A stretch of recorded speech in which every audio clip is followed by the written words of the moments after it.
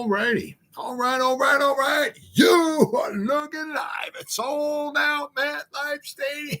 And today, the 16-0 playoff-bound New York Giants are taking on the 0-16 Philadelphia Eagles. And why are the Philadelphia Eagles 0-16?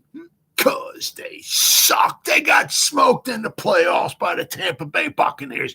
And Baker Mayfield, 32-9. The Philadelphia Eagles suck.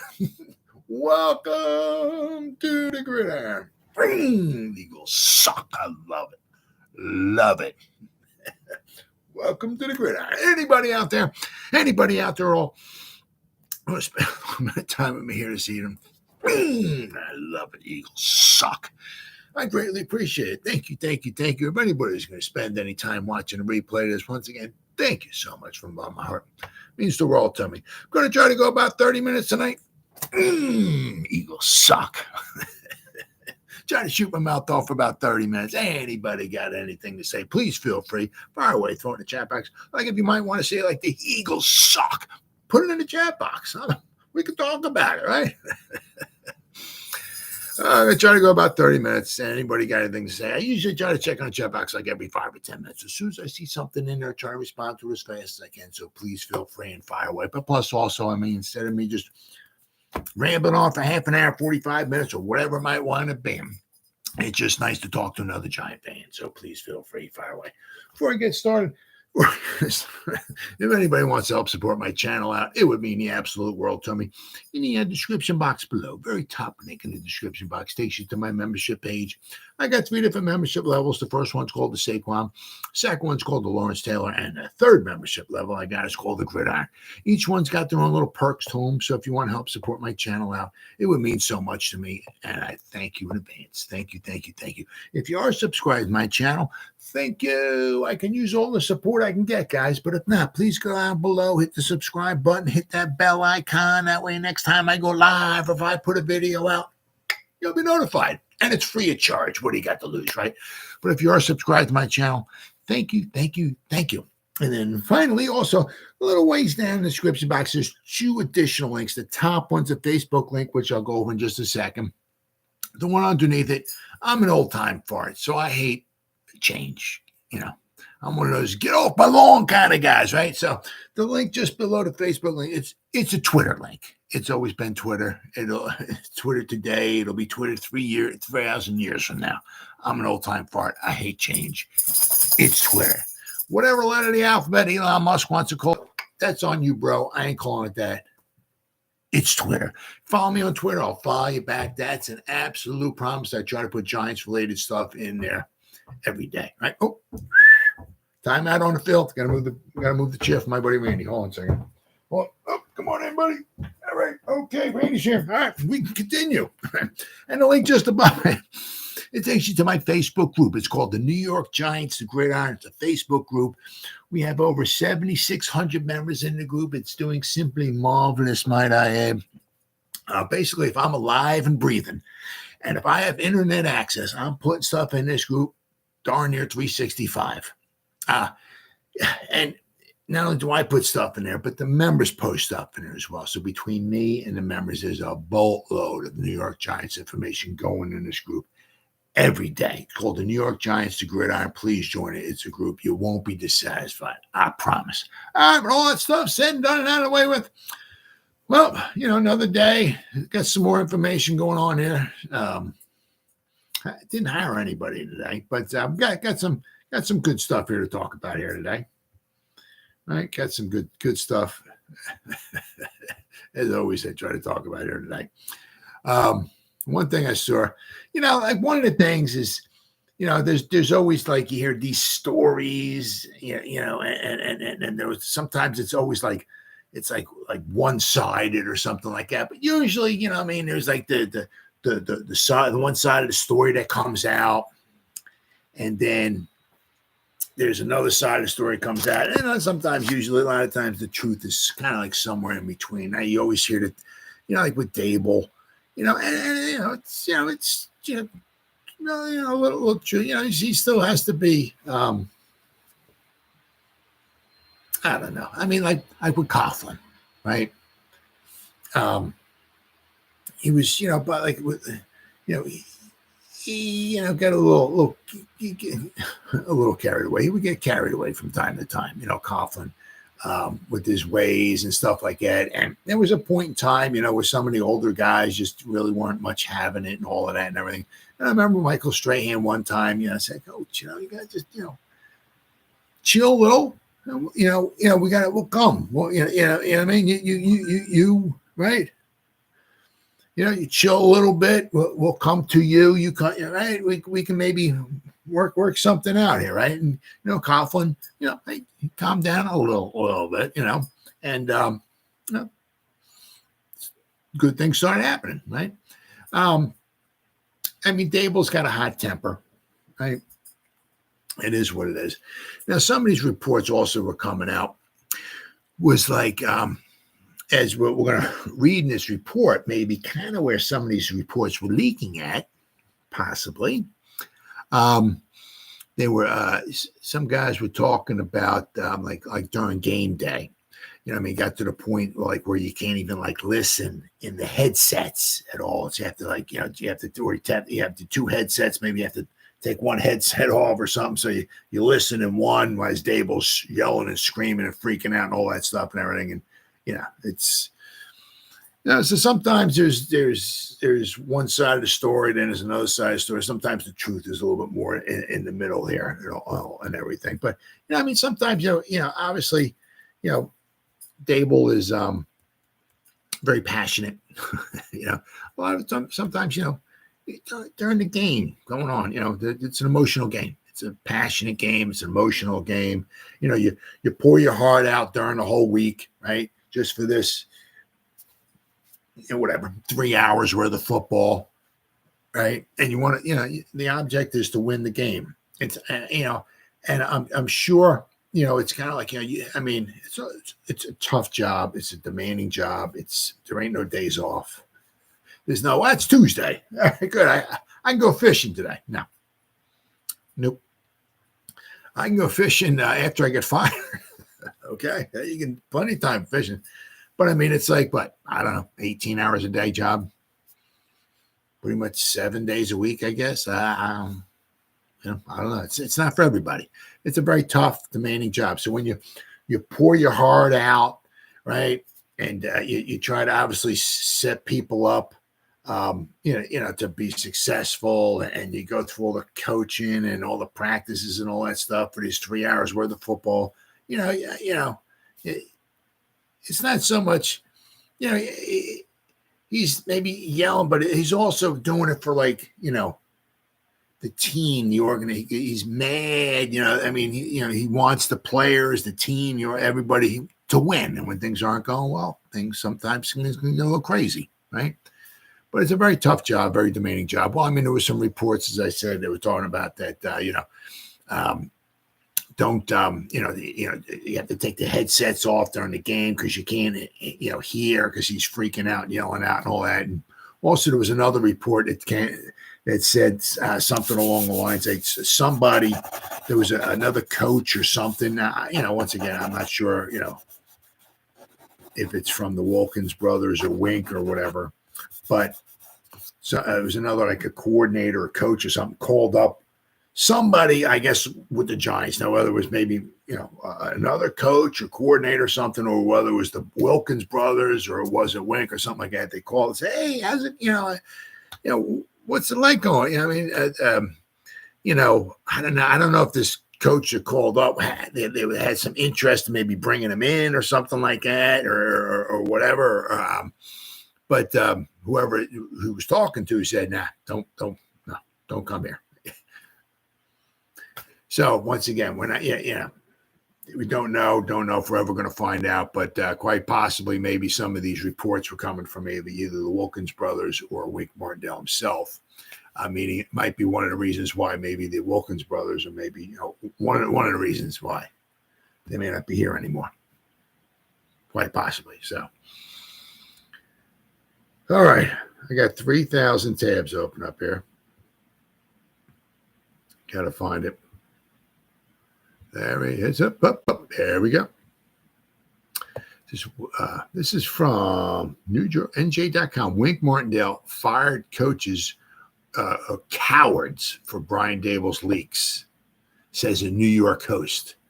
So apparently that maybe the some of the leaks that were coming out, some if not all of the leaks were maybe coming from some of the coaches that are no longer with the team, possibly. In the 10 days since the Giants season ended, Brian Daboll has been taking hits from anonymous sources on multiple platforms. Now, of course, if you are,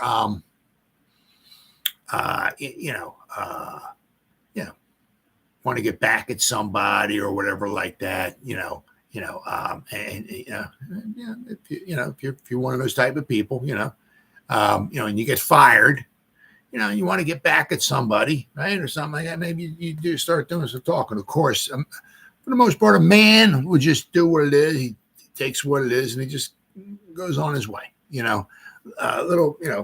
Possibly babies, or start talking and all that stuff and everything. So, but it says on Tuesday, WFAN host Sal Licata said enough. Oh, boy. Randy, he's out of here. He said enough.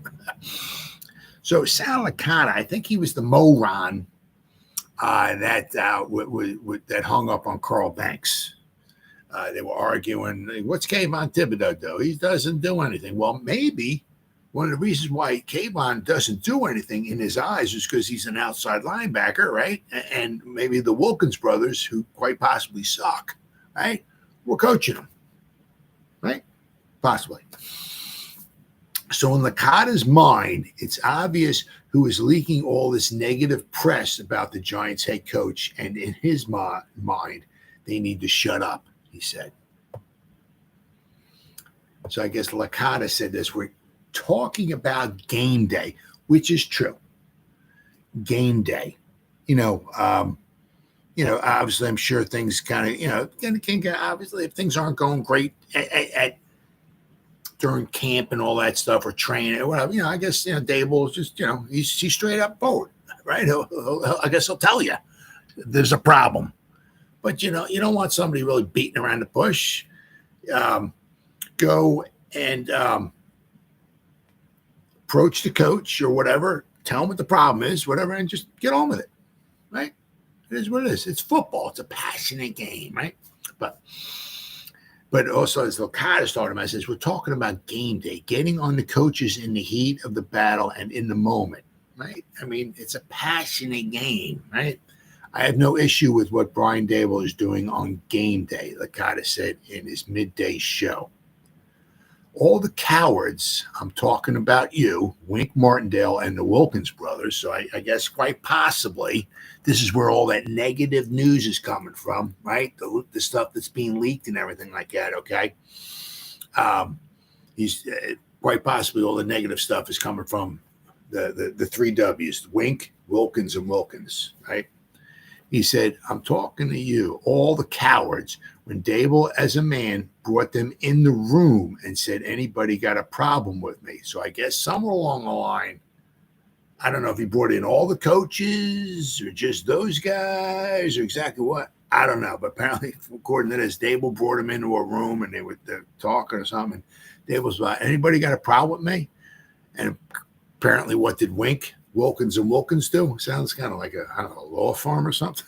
Said, what did they do? They did nothing. The cowards did nothing. Absolutely. But, it's amazing when you're a coward, when you're not in the heat of battle. You do this, right? When you're no longer with the organization and everything like that. It says, in an explosive report by Pat Leonard on the New York Daily News on Monday, various anonymous sources spoke about Daboll's alleged toxic coaching style in 2023. Things got so bad that a staffer even urged an assistant candidate to stay away. So, once again, that a staffer, we're not sure who the staffer was. We're not exactly sure. Just open up. It just says a staffer urges them to stay away. one terrible season. I don't really know.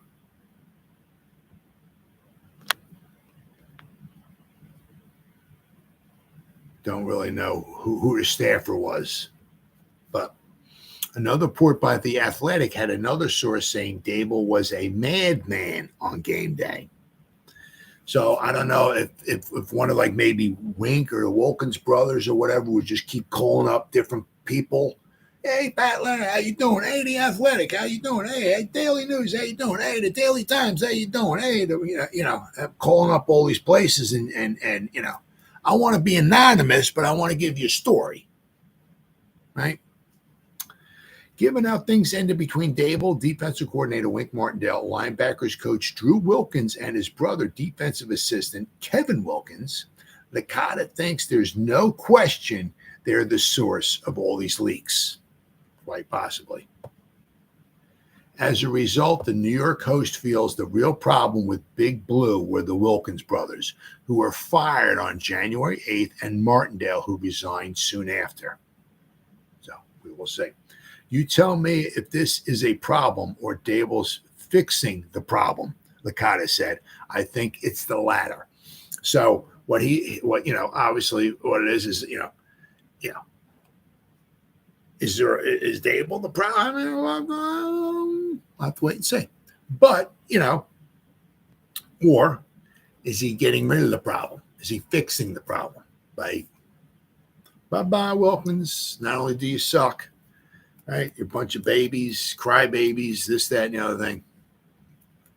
You go do what you want to do. You do it someplace else. Say whatever you want about me, but it won't be working with this organization anymore, right? And then, of course, Martindale, he brought them in.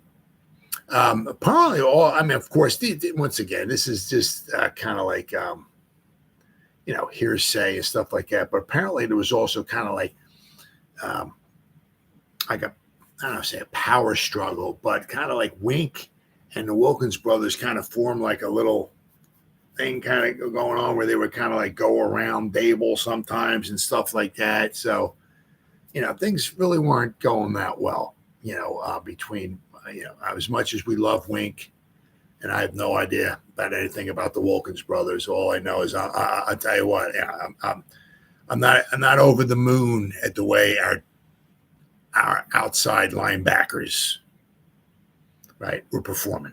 Not over the moon about that. So if they're phenomenal coaches, I wasn't seeing it. Okay, so by getting rid of those guys, cool. I got no problem with that. But I mean, then for Wink to stand up for those guys, and especially if they're the ones talking and stuff like that, for Wink to be standing up for those guys, yeah, okay, all right. Once again, don't let the door hit you in the rear end. Now, as I said, the Giants, without question, they had some good games this season, without question. The Giants have some nice pieces on defense as well. So we should have some good games from time to time. But then again, some of the games we would just, like the Miami Dolphin game. There was a 14-point swing on that one play. Toa throws the pass, the interception. Pinnock runs it back 103 yards, whatever it is, for the touchdown. It was 31-16, but we didn't score a touchdown offensively. So that basically it could have been like a 38-9 game, and I don't even think it was even that close. Miami was just walking up and down the field. The 49ers blew our doors off. The Cowboys scored 89 points against us. They scored about 640 yards of offense in one game. That's like a high school game or something. 640 yards of offense. That's absolutely horrible. So the defense had some good moments in there, without question. But they also had some rough moments too. So quite possibly Dable might be getting rid of some of the problems. So we'll have to wait and see. As I said, the outside linebacker, the coaches that we had, hopefully a new defensive coordinator coming in who'll get the pick, right? Whoever he wants out there. Hopefully he keeps Jerome Henderson. Hopefully we keep the Godfather Patterson with the defensive line coach. Hopefully, right? And hopefully we keep Jerome Henderson. But that's also not to say that let's throw Jerome a bone. Hey, brother, here's the defense. There's the keys, right? He knows what he's got here. Right? He knows what he has. That search is still on. So whoever the defense coordinator is going to bring in the outside linebacker coaches and, but I mean, losing the Wilkins brothers, I mean, okay. And as I said, you can see what kind of people they really are. I mean, if they're the ones, right? But what the guy was saying is that it's game day. And, you see how fiery, passionate Dable is.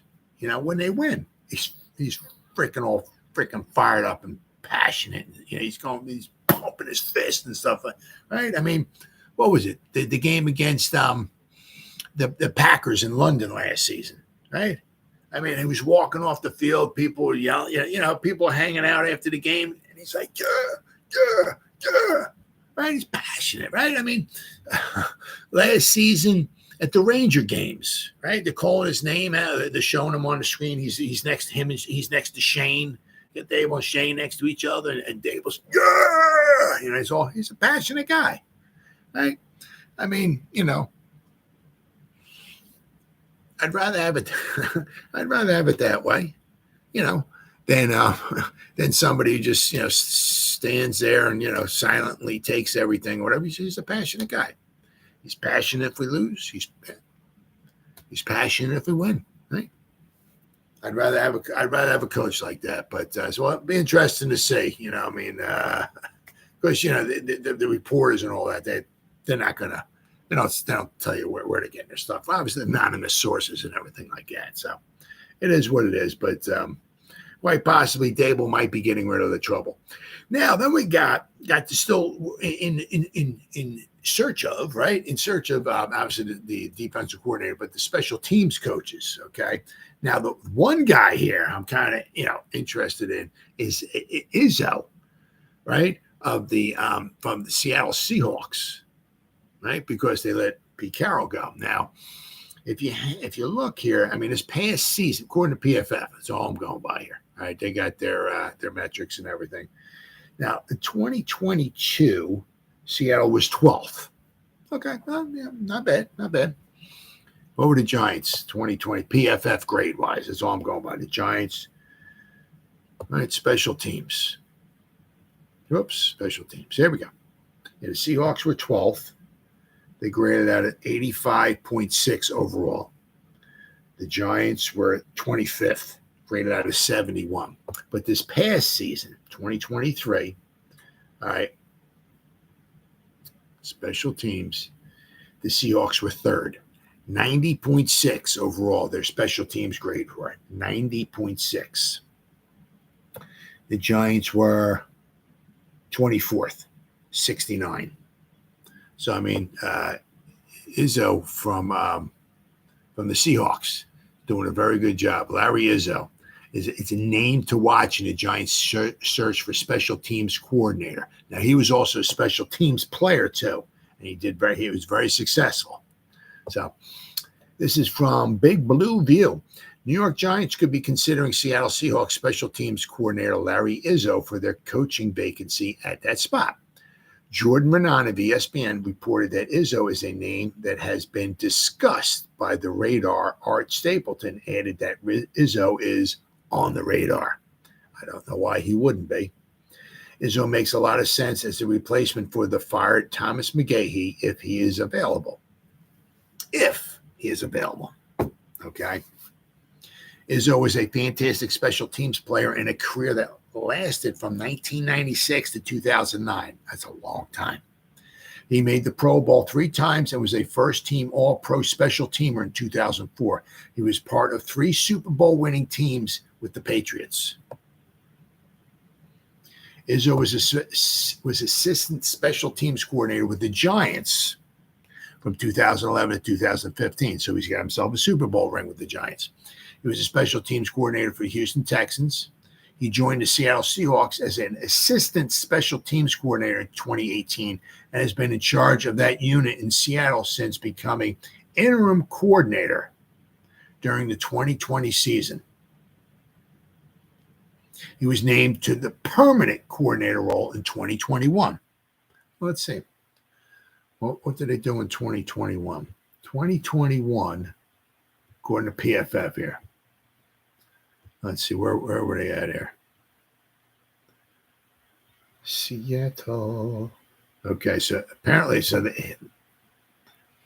he was there. Wow. Ooh, okay. So, wow. Well, look at this. Okay. So if he was their special teams coordinator in 2021, Seattle. The first year he took over, Seattle was number 32, special teams, 32, his first year there. He took them from 32 to 12 to 3. Pretty impressive, okay? I guess whatever you want to say, took him a year or so. I don't know, whatever. Maybe he, whatever he was given, I guess just wasn't very good. But once he started, weeding through everything and whatnot, after they give him a couple of years, he really seemed to turn that team around, special teams wise. So this past season, according to PFF, their overall special teams grade, the Seattle Seahawks were 3rd. Right now, once again, this is they're saying he's on the radar. This is if he's available.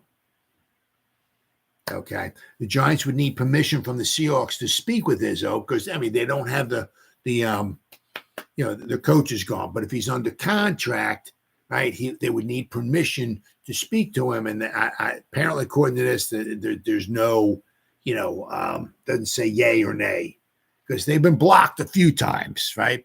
And you can't. If the Seattle Seahawks block the Giants from talking to Izzo, you can't blame them.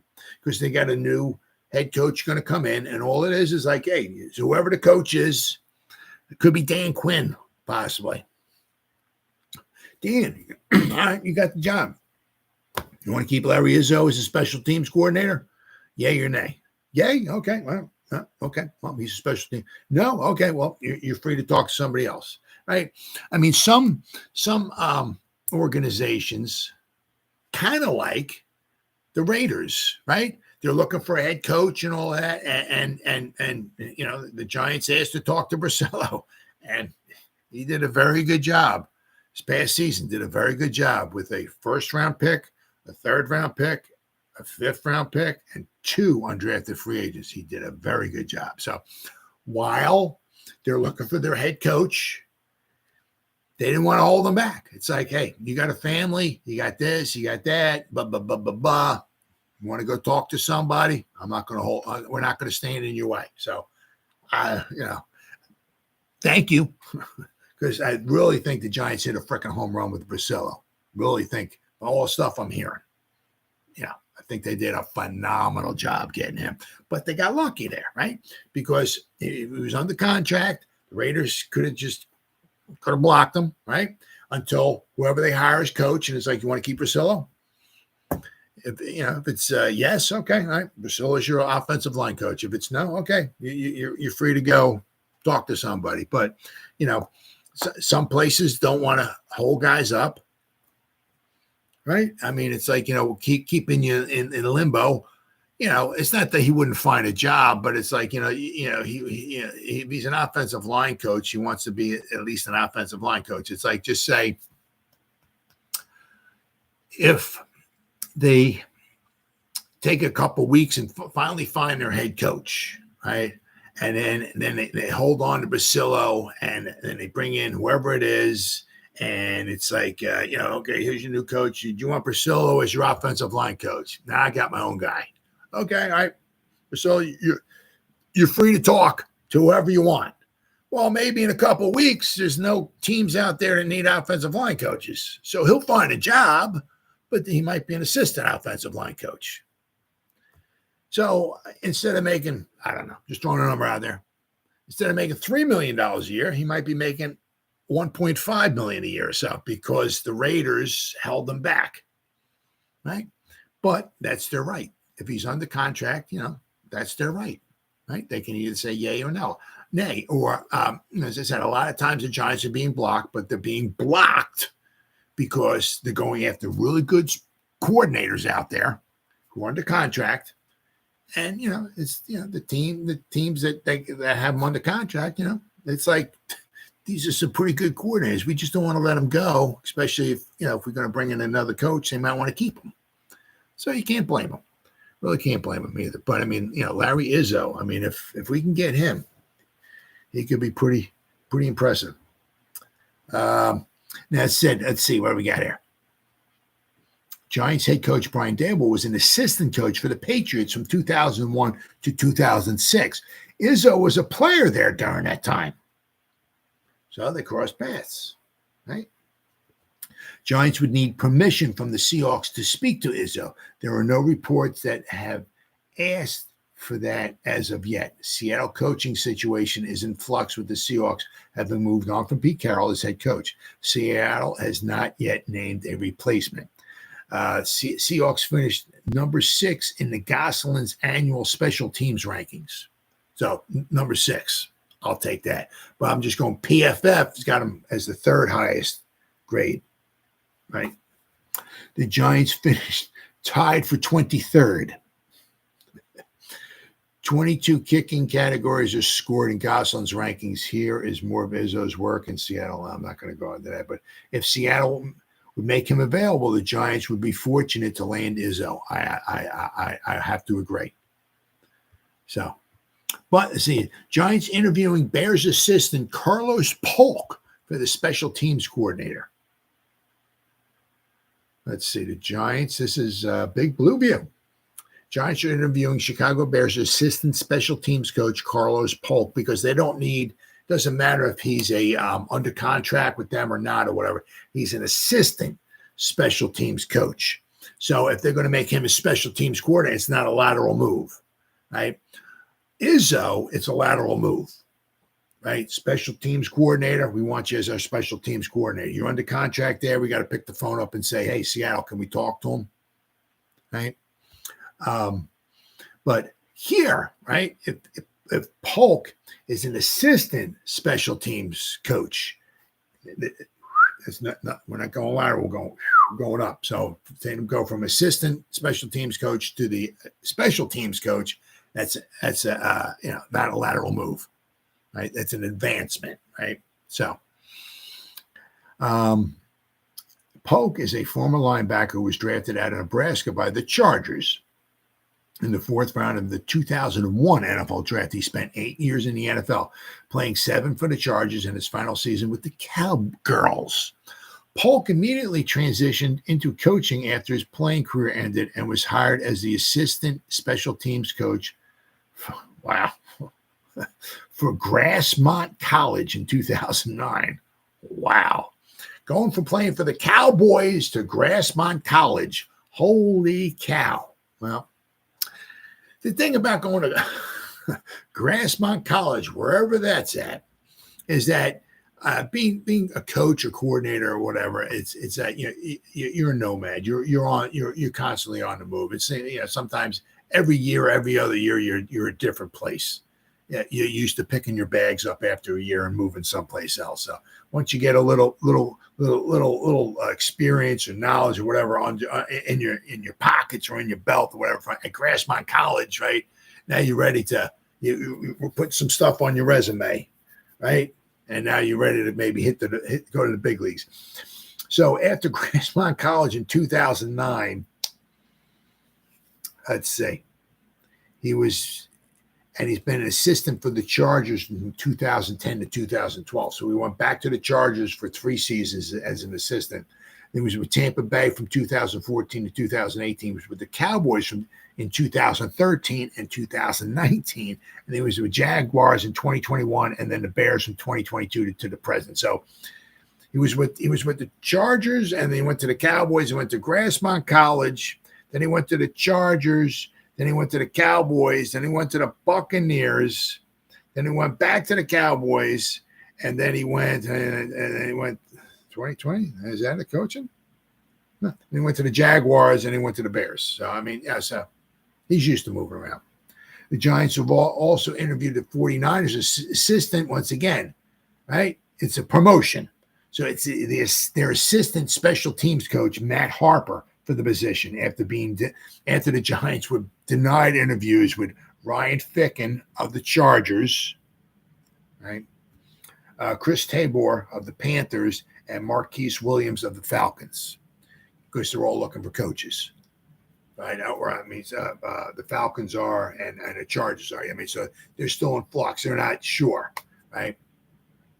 But, they did talk to Matt Harper, the 49ers assistant. So let's see what the 49ers, I think that there's, this season here, 2023.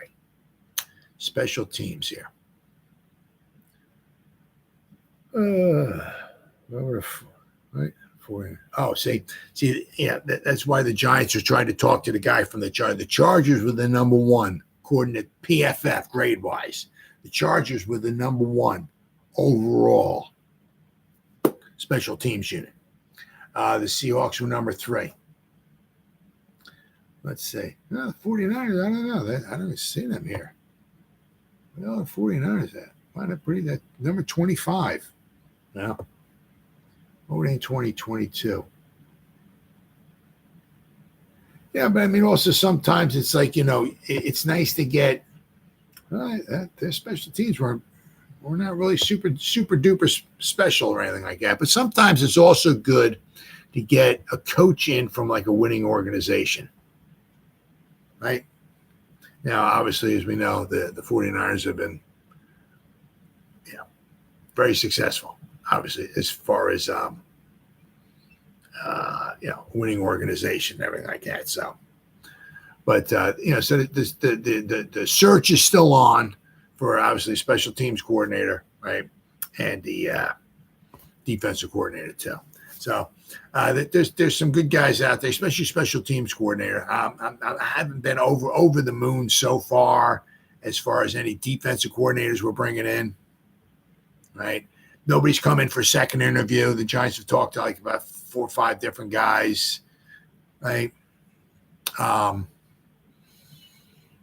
Quite possibly, maybe, you can't really talk to the teams that are in the playoffs. So maybe they want to talk to somebody, right? Unless it maybe be a promotion, right? But so sometimes they might be waiting for teams to get out of the playoffs. But so the search is on. So hopefully, soon they'll be coming around, because especially with the defensive coordinator, I mean, that's huge. I mean, it's not so much as like looking and seeing what you got and all everything. I mean, it's like whoever comes in, it's like, look, okay, we had this guy Wink, right, who was here. These are the guys he brought in. This was his system. He liked the blitz, right? He usually had the 2 defensive linemen, had like 2 outside linebackers, right? And then you had a bunch of guys, can you work with that? Right? Is that some kind of, because if the Giants, if they bring somebody in who's like who wants a 4-3 or something, or 4-2, or however you want it, right?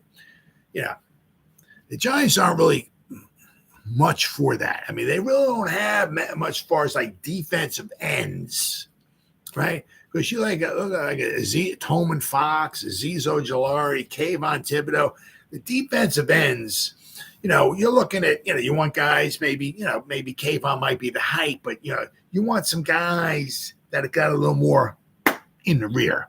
You know what I'm saying? To put, maybe whatever, 270, 265, 270, somewhere around there. The guys we got out there, that's not them. So the problem is if you bring somebody in who's a 4-3 kind of guy, you have to start bringing in different guys.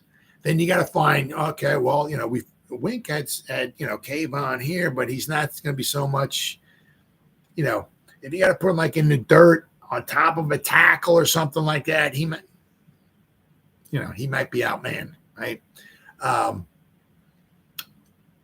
Same thing with Azeez, right? What Wink had him do, right, off the edge, might be better for Winks, but the same thing with Wink. Wink like to blitz a lot of guys, so we like to have maybe guys in the secondary who are good man to man. Well, you bring somebody in, who's maybe more of a zone guy, So it's not that easy. I talked about this a couple of times, but bringing in guys, to fit like the Wink Martindale scheme and all that. Well, okay, that's cool. That's great. Cool. All right. But if something happens and he goes bye-bye, now you're left with a bunch of guys. You got a coordinator coming in looking at you guys, and it's like, I can't use a lot of these guys.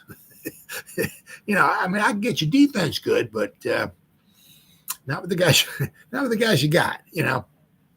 Especially right if you got somebody who comes in who might be very good at, a coordinator who might be very good at stopping the run, right? I'll get you to stop the run, but not with the guys you got. And the thing is kind of killer is that maybe you just brought some of these guys in, and it's like, okay, you gotta let them go. So the defensive coordinator position is a little different. The special teams coach, I'm sure they're used to, as McGahee said, gumbo, right? It's like, well, you give me the guys that I got to work with, and I'll make it work, right? Now, a lot of what McGahee had, and all the coaches, the special teams coordinators have throughout the league, is that they got their certain guys, they got their gunner, and all that stuff. They got, okay, we got our guys. Okay, good. All right, good, man. We're going to do good this week, special teams. Well, then so-and-so on the defensive, one of the cornerbacks or whatever gets injured, right? And their replacement is one of your gunners. So now, they may not want to risk having the gunner and also being on defense as well, too. So it's like, well, we need him on defense. We don't want him as a gunner and on defense. So we're just going to take him because we need to replace our cornerback. So we're going to take your gunner, your real good gunner, put him on defense. So now we're going to take somebody from the practice squad, and that's going to be your gunner for this week, or it might be 3 or 4 weeks, because we're not the injured guy who's injured could be out a few weeks. So now we're going to have a practice squad gunner, right? And that's just constantly going on, especially in the land of the Giants, where injuries and Giants kind of go hand in hand, right? Right. So special teams coach, I'm sure they're used to stuff like that. Guys coming and going all the time. And I'm sure it's very rare that, you start the season with these 11 guys as your punt coverage guys. And the whole 17 weeks, those are your 17 guys. That nobody gets injured. You don't lose anybody, or not. So I'm sure the special teams coordinators are used to stuff like that. But the search is still on. And then now we got looks like Tierney, Adams, and Kafka are all going to be doing a little bit of coaching. I'm not sure. I don't know how they got picked, but Kafka is a head coach for the East-West Shrine Bowl. Kafka takes another step toward potentially being an NFL head coach. It may not be the head coaching job of his dreams, but New York Giants offensive coordinator Mike Kafka will get some additional exposure as head coach of the West squad in the East-West Shrine Bowl. The Shrine Bowl made that announcement on Wednesday. Now, obviously, this is huge too. Okay, right? Because I'm sure Dable and the scouts and all of that are going to be in the stands, right? But if Kafka does wind up staying with the Giants and everything like that, right? And he's the coach of one of the teams. You ain't getting much more hands-on than that, especially if it comes time to, drafting an offensive player, right? especially if you maybe maybe a later on pick in the 3rd round or 4th round or like that. Kafka could be the deciding vote and something like that. I'll tell you, it could be like, the 4th round, they're looking for a tight end, just say, right? And, they say, Shane go, hey, what do you think about this tight end from Louisville? I'll tell you what, I was impressed with him at that Shrine Bowl. Who's, he only got on the field for about 15 plays or so. I'll tell you what, in practice, they couldn't cover him. There was probably 3 or 4 different guys that had on him over the course of the days that we were there. Nobody could cover him. Absolutely nobody could cover him. If you got a chance, I'd pick him up. And he wasn't a bad blocker either. He did, you know what I mean? Stuff like that. So this might be pretty good, especially if Adams and Tierney are coaching too. Cool. I love it. Kafka has been Giants offensive coordinator in the past 2 seasons, yeah.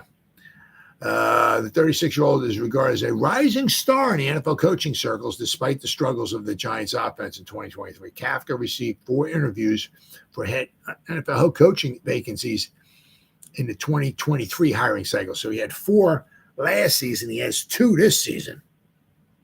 He has received interest from 2 of the 7 teams with vacancies this time around. Kafka has already interviewed with the Titans for a vacancy and will interview later this week as a potential replacement for Pete Carroll with the Seahawks. Kafka was a Shrine Game MVP in 2010. He was in the NFL with 6 different teams from 2010 to 2015. He played in only 4 games, all with the Eagles in 2011. There have been reports of friction developing between Kafka and head coach Brian Daboll as the Giants struggle on offense throughout most of the 2023 season. The Giants are already looking for new coordinators on yeah, we know that. Then, of course, you got Shea Tierney and Adams. I got that up here. Yep. Is this it? Nope. Nope. There we go. I had it up there. We got 3,000 tabs open. Shea Tierney and Mike Adams to serve as coordinators at the Senior Bowl. Freaking love it. The draft starts in Mobile, and Giants coaches will be there. The Senior Bowl, which will be played Saturday, February 3rd, announced the staffs for the 75th edition of the College Football All-Star Game. 2 members of the Giants, quarterbacks coach Shea Tierney and assistant special teams coach Mike Adams. Now, let's not forget about Mike Adams as far as being special teams coordinator for the Giants. Just bring somebody up from within, right? They will serve as coordinators. Tierney will coordinate the offense for the national team, while Adams runs the special teams on the other sideline for the American team. This is the second year the Senior Bowl implemented a coach-up format where coordinators and assistant coaches are placed in elevated or different roles from the ones they currently hold with their respective clubs.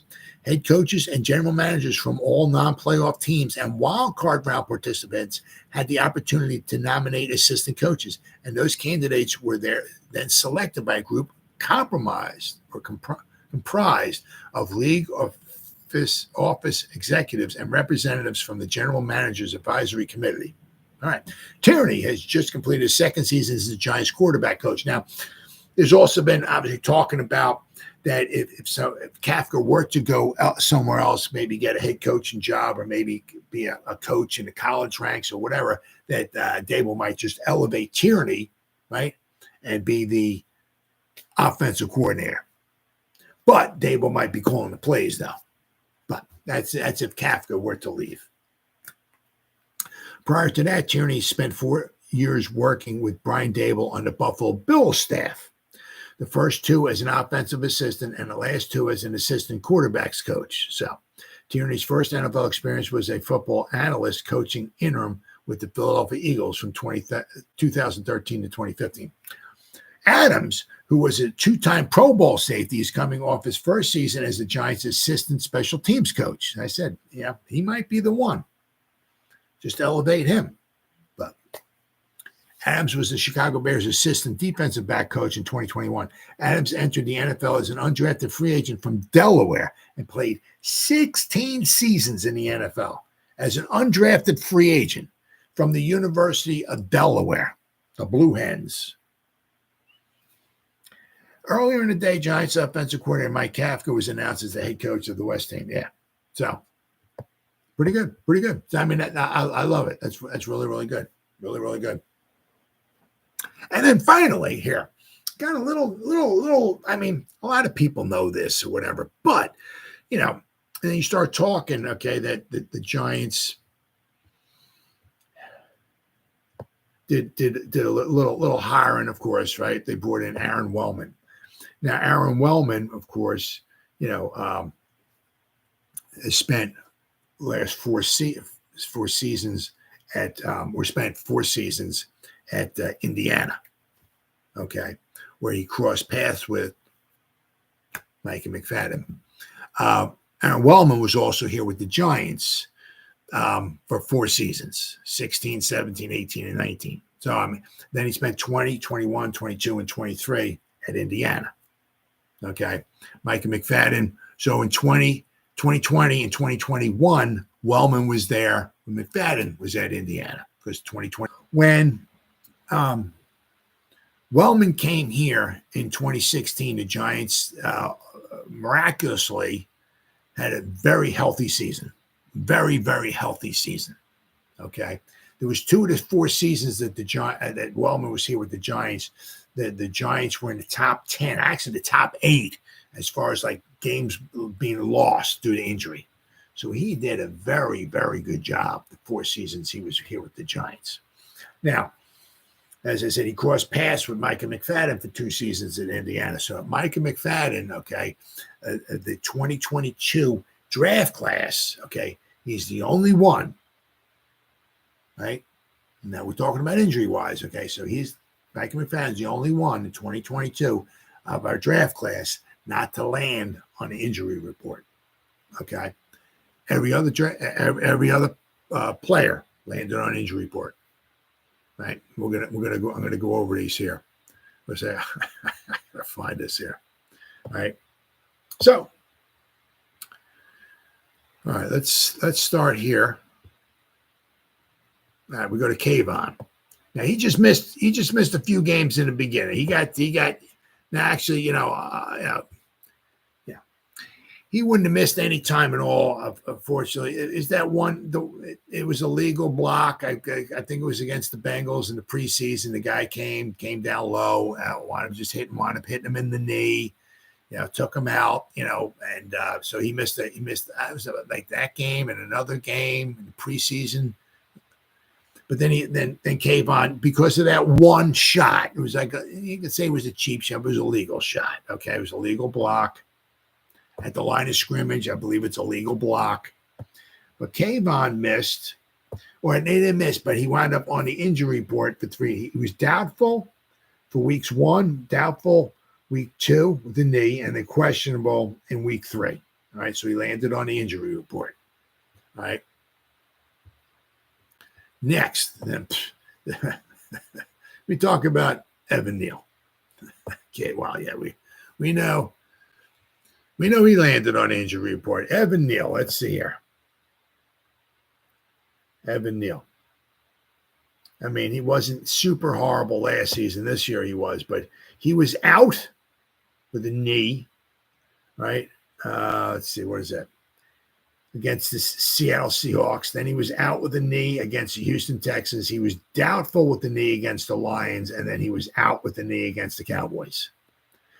But not only that, but he was injured a lot. I mean, even when he came back, the last 7-8 games or whatever it was of the season, the final stretches, even Carl Banks was talking about it. You can kind of see he's kind of out there, kind of like favoring the one leg or whatever like that. Even when he came back, the knee, it was still not 100%.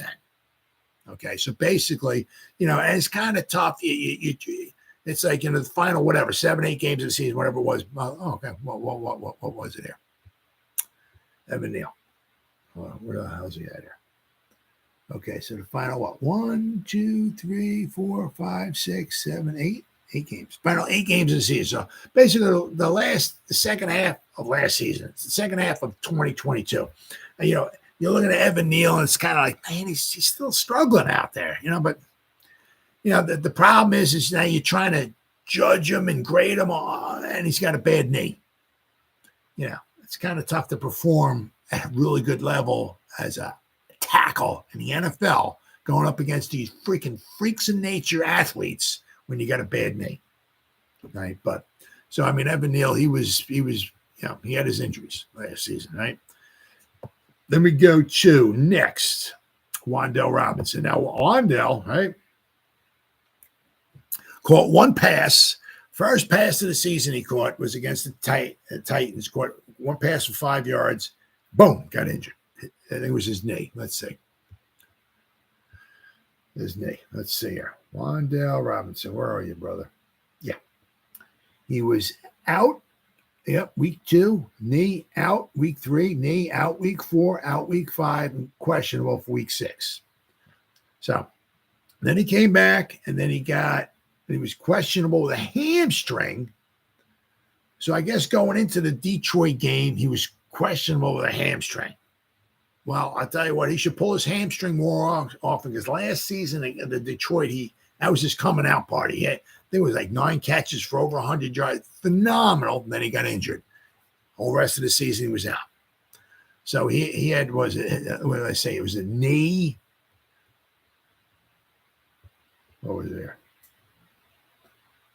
He had a knee, then he had a hamstring, and then he got injured against the Lions, and he was out on injured reserve. So he got injured a lot last season, Wan'Dale Robinson. So next, Joshua Zudo. Yep, he was injured too. Oh yeah. Everybody in the draft class except for Micah McFadden was on the injury report last season. Joshua Zudo. He was questionable against the Lions with a neck. Then he was out against the 1, 2, 3. The next 4 games, he was out with the neck. Then he got put on injury reserve for the rest of the season. So Joshua Zudo missed like basically the whole second half of last season. Right? Injured. Next, Cordell Flott in the slot. All right, let's see. Cordell Flott last season.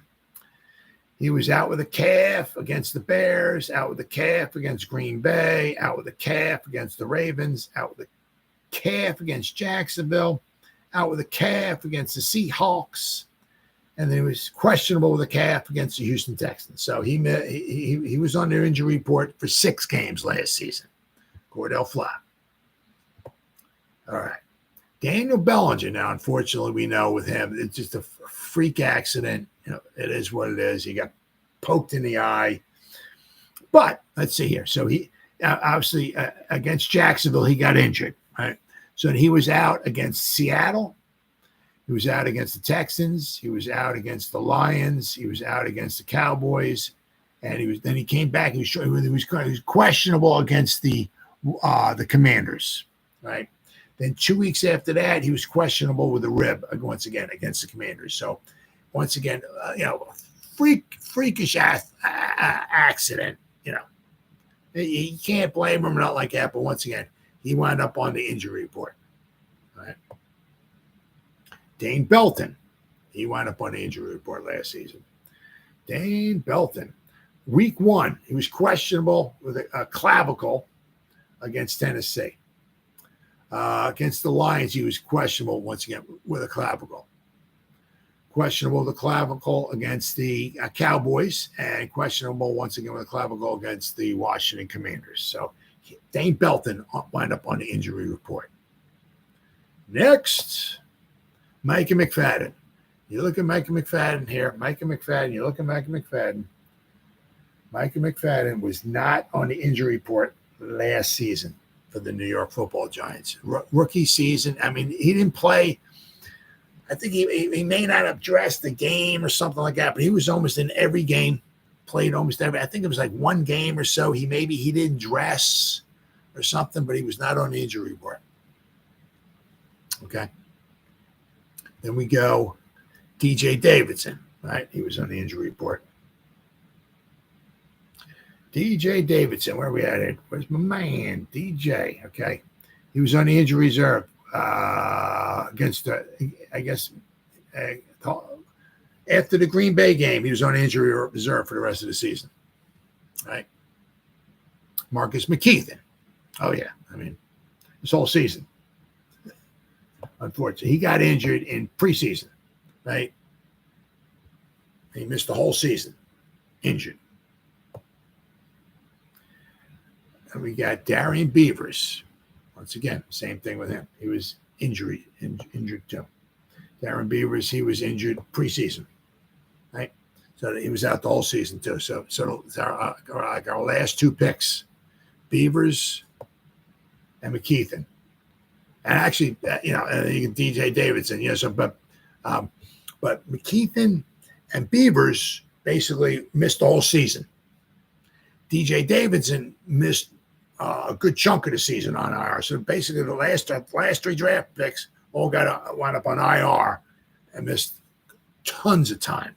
But as I said, but the only one who didn't, Micah McFadden.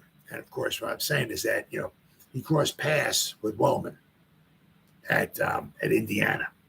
So maybe he's taken some of what Wellman's is doing, applying that, and it's just so maybe there's a little something here with Wellman, quite possibly, as I said, because we had 2015.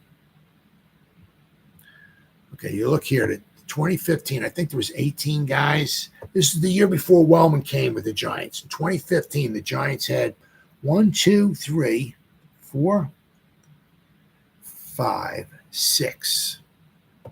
Scroll up here. 6, 7, 8, 9, 10, 11, 12, 13, 14, 15, 16, 17, 18, 19. 19 guys went up on injury reserve for the Giants. 19 guys for the New York Giants. 19. 2015. Wellman comes in 2016. And the Giants had 1, 2, 3, 4, 5, 6, 7, 8, 9, 10. Oops. 10, 11 guys.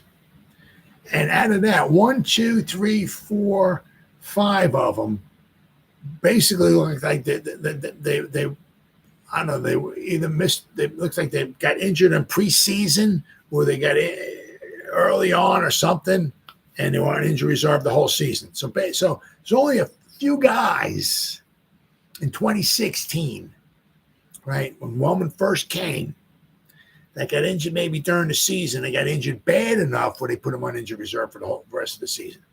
So there might be, a little something here. The guy, Pratik Patel, I think his name was, he was working with the Giants back then as well, too. I can't remember what it was. If he was their strength and conditioning coach, exactly what it was. But he said when he heard that Wellman was coming back, he said, good pickup. Really, really good pickup. So I think the Giants might be on to something here. I'm not going to say that we're going to be the least injured team in the NFL or nothing like that. But I think without question, I think that with Wellman here, okay, if we get a little bit of luck, all right, I think Wellman's going to really help turn the team around. And we're going to start hopefully seeing some healthier days. And, I mean, you just think, as bad as things were this past season with the Giants, had some bad luck, some bad bounces, whatever, bad calls, But, if the Giants were a much healthier team, we might possibly would have won a couple more games. We might have been this close, or we might have made the playoffs. It is what it is. But so far, I think the Giants are, the running back coach we got from the Saints, really good pickup, really, really good pickup. Wellman, very, very good, right? And then Brazil, the offensive line coach. And then, of course, we got rid of the Wilkins brothers, who might have been a cancer, okay? And if Wink and the Wilkins brothers were in cahoots with one another or like that could be kind of like a little bit of a cancer, okay? So we might be getting rid of some some cancerous stuff, and we might be bringing in some good healthy stuff.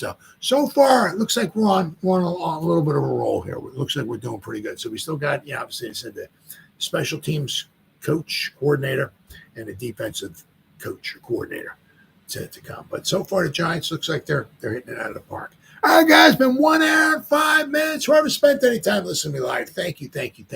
Or if anybody spends any time watching the replay, this once again, thank you so much from the bottom of my heart. It means the world to me. Thank you. And as always, you guys stay safe out there and go Giants. Woo! Oh, yeah.